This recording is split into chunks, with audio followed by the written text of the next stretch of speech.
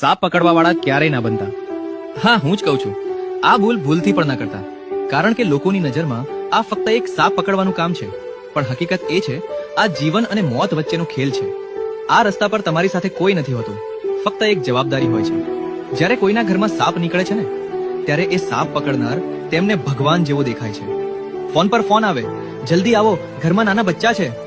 પણ જ્યારે સાપ પકડાઈ જાય, તમે ફરી એક મામૂલી માણસ બની જાઓ છો. લોકો તો તમારું નામ પણ ભૂલી જાય છે.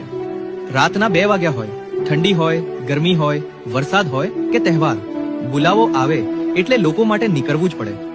ના કોઈ સુરક્ષાની ગેરંટી, ના કોઈ સરકારી સુવિધા. અને જો એક નાની ભૂલ પણ થઈ જાય ને, તો એ જ લોકો જે ધન્યવાદ આપતા હતા, ખરવામાં જરાય સંકોચ નથી કરતા. ઇજ્જત એ તો ફક્ત ત્યારે જ મળે છે જ્યારે સાપ એમના ઘરમાં હોય. ઘરની બહાર નીકળતા જ બધું ખતમ. લોકો બધું ભૂલી જાય છે.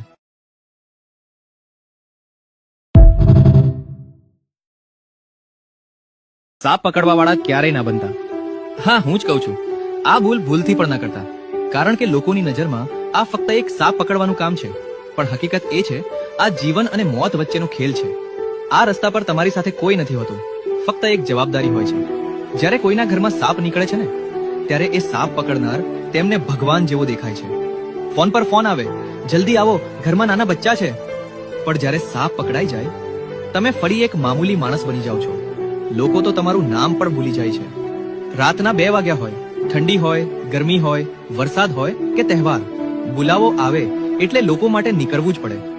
ના કોઈ સુરક્ષાની ગેરંટી, ના કોઈ સરકારી સુવિધા. અને જો એક નાની ભૂલ પણ થઈ જાય ને, તો એ જ લોકો જે ધન્યવાદ આપતા હતા, ખરવામાં જરાય સંકોચ નથી કરતા.